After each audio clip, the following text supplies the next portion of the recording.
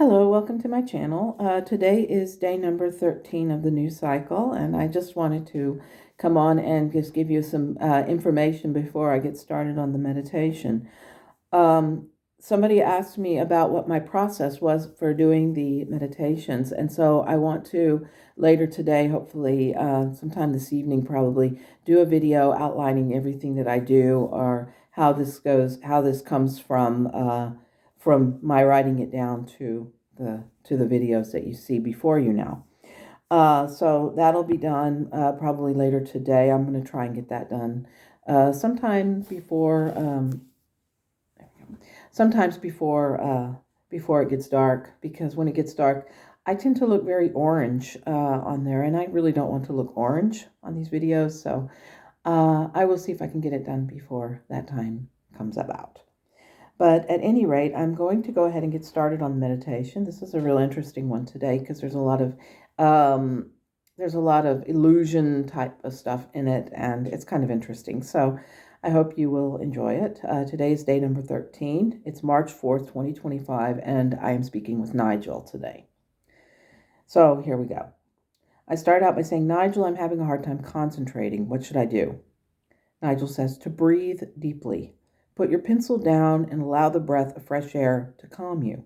Close your eyes for a moment and breathe. After a few deep breaths, I continued. I said, I still feel agitated. I will not watch the news, mainstream news, and again, it has turned my energy wonky. And Nigel says, there are no happily ever afters there, Yvette. There's just hope. Life is like that. There are things that you cannot control, but also things that must give way for a better tomorrow. And I said, we're really in a mess of our own making, aren't we? You don't have to sugarcoat it. We are, as a species, morally bankrupt. Nigel says, you don't have a lot of hope, do you? What do you believe will happen? I said, I don't know. But what I do know is that there are more and more people who have had enough of whatever this is. Nigel says, you are, as a race, looking at evil and dark energies. The important thing to do is to try and rise above them. Try to remember that more and more people are raising their consciousness.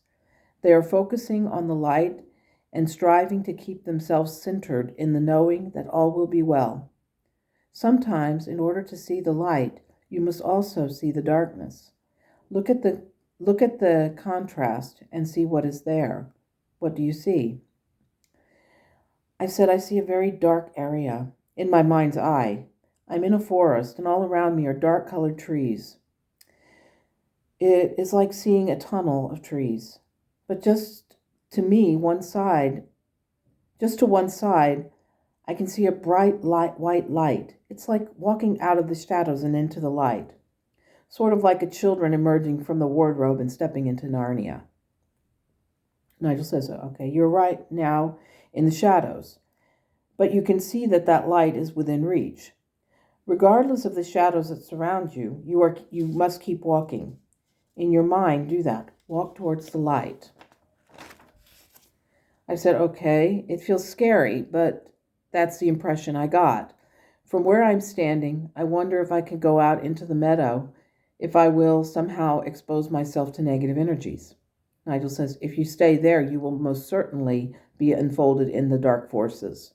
Keep walking towards the light. Allow yourself to make these steps, closer and closer. Once you reach the light, you will recognize that you really had nothing to be afraid of, one step after another. I said, okay, so in my mind, I am almost to the clearing. The light is blinding, but there is a warmth to it that is drawing me in. At this moment, I'm realizing that where I had been standing, it was cold. There was this feeling that I had to put on a coat and get used to it. And Nigel says, very good. Now allow yourself to shed that coat. Take it off, step into the light. As you do, you will feel the warmth envelop you.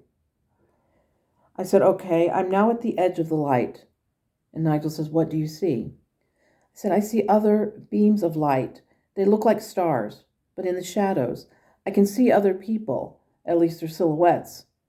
But they are standing on the edge of the light, and it looks like they want to step into the light, but they won't. Why are they hesitating?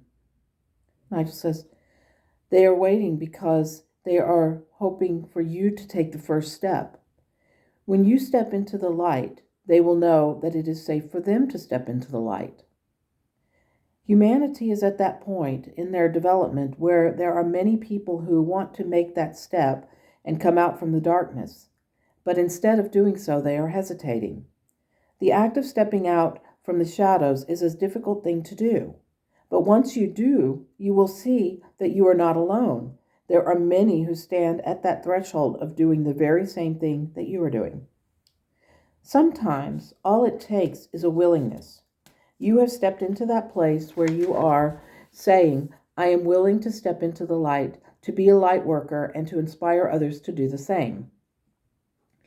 That is why it is essential. Now step into the light, Yvette, and know that you are not alone. I said, so in my mind's eye, I take an hesitant step out into the meadow. As I do this, I can see that others begin to move in unison with me. More and more people are stepping out of the shadows and into the light. Nigel asks, now how do you feel?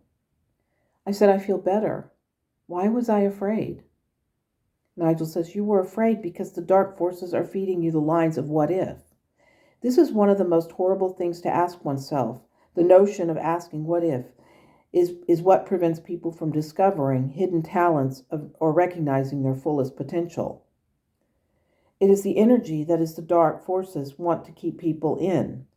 If they can maintain that element of control on people, then the people will never recognize their power. The imagery of the meadow is precisely what is happening. This is what inspired people to go and protest. What if I get arrested? What if I get beat up? What if? The question could be turned around and people could say, what if I stand up and then they see that many others have also stood up? The rallying cry is no longer what if. It is instead, there are more good people than evil people, and the notion that the power lies in the people finding their voice. In the shadows, as depicted in the imagery, people believed that they were in a safe place, that the shadows served as a hiding place. But when they did find their voice, they were able to use it. Yes, this is a very scary thing to do. One may encounter a few dark energies, a few dark energy thugs along the way. But when more and more people recognize how small these forces are and how empty these people truly are, then you discover that you have had the power all along. I can tell you that it is scary to stand up and go against the grain. You have done this for most of your life. But consider the idea that all of the people who have turned against you are the very same ones that keep in the dark forces believing that they have the power over you. Let me ask you a question. How do you feel when you discover that someone you thought was a friend was doing this? Did you blame yourself when that ended? I said, to some extent. I was reminded of the time when my mother asked me, what are you doing that's making the other kids tease you? Nigel says, it hurt you deeply. It was at that moment when you unconsciously believed that your own mother had succumbed to these forces. What do you do when you start to think that these sorts of things about others? I said, I recognize how horrified this is, and I dismiss these feelings.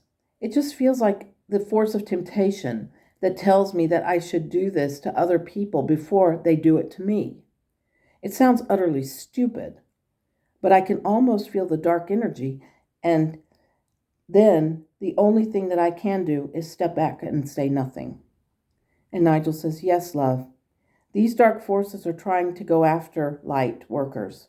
It is not an easy time to do what it is you are doing.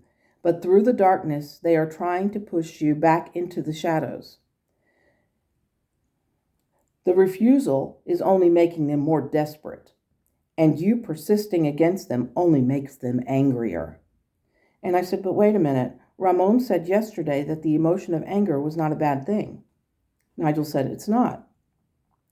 But keep in mind that he also said that the response to the anger has a positive or negative impact. That is the underlying difference. The darkness will do anything it can to snub out the light. There is nothing that they have in their arsenal that will be off limits. This is why being of the light is so dangerous to them.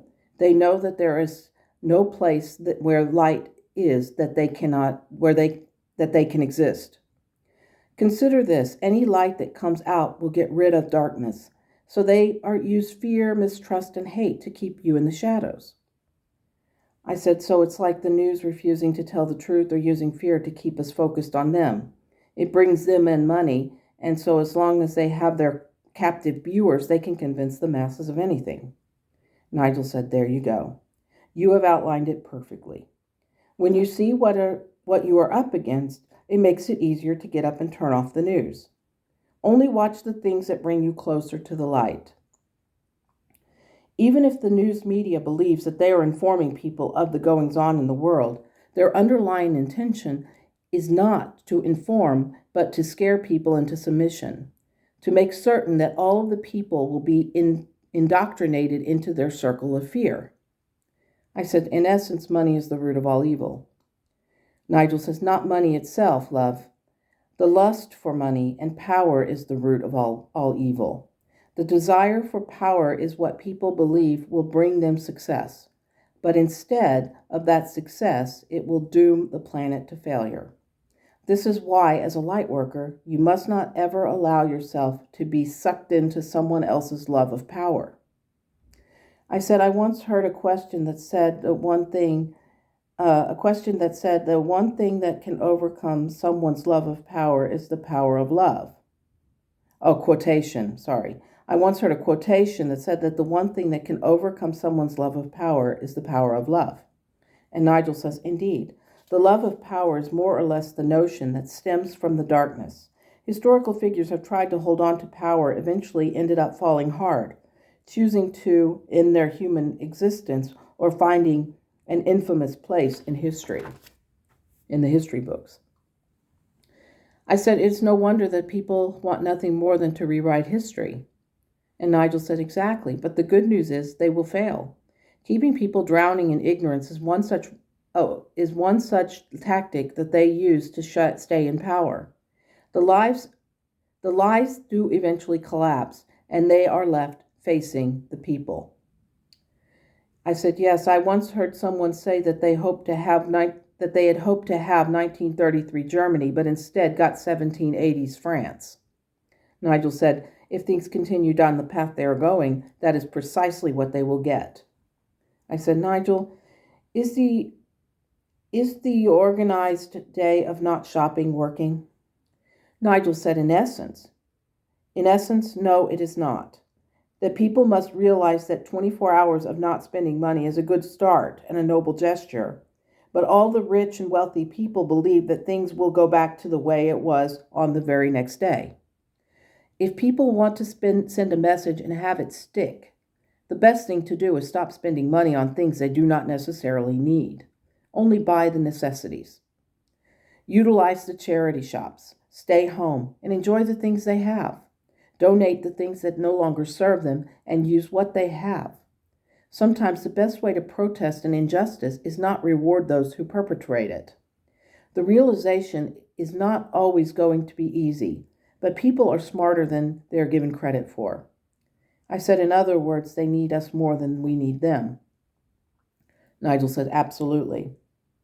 I said, you gave me a lot to think about. Thank you, Nigel. I appreciate your wisdom. Nigel says, I'm always here for you, Yvette. I know that things are not easy, but I believe in you, and I believe in those who, like you, want to raise the vibration of the planet.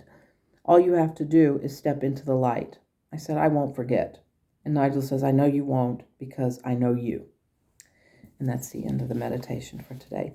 I was wondering about the day of not shopping, the 24 hours not shopping and stuff like that. And then I just thought, people are just going to go back to their old habits just as soon as that's over. And they're going to think that they did everything that they were supposed to do and that la, la, la, la, la, all is great and everything's fine. But deep in the back of my mind, I was thinking maybe it should be more permanent. Maybe people should just simply stop buying from these companies, stop buying from these places, and shop locally, go to local um, farmers markets, um, buy locally. Don't buy from these big conglomerates that are just stacking money into politicians and other things. That just to shop locally and to do it that way. Um, I don't know what's going to happen, and I don't think that I don't. I honestly do not feel optimistic about the don't buy on this day, blah blah blah stuff. I mean, I didn't shop any on that day, but I haven't really been doing a lot of shopping since about a month or so. So I mean, I just have stopped buying stuff online, and I stopped buying stuff that I didn't need. And the thing is, I think that that's what's important. And I think that that's what, people need to recognize that it's not just about stopping to buy stuff one day and then going back to Amazon and buying more and more and more, but to really look at what you've got and see what you've got, see what you need, and see what you can get rid of. And then go to charity shops and buy from charity shops, local charity shops, not big conglomerates where they pocket all the money, but go to a place that does good work, that sells items, used items, and donates the money to a charity or to a cause or something like that. So, I mean, there's a lot of these kind of things out there, and yeah, I think that's what the message sort of is to try and do something like that. So that's my take on it. That's my soapbox for today. But it is something to think about, and I hope that whatever you decide to do, that you do what's best for you, because I think that that's the most important thing right now. I wish you a wonderful day, and as I said, I will try and be back on to outline how I did this or how this meditations come about, and try and get something posted either today or this afternoon or this evening. So we'll see what happens. But anyway, take care. Have a wonderful day. And as always, namaste.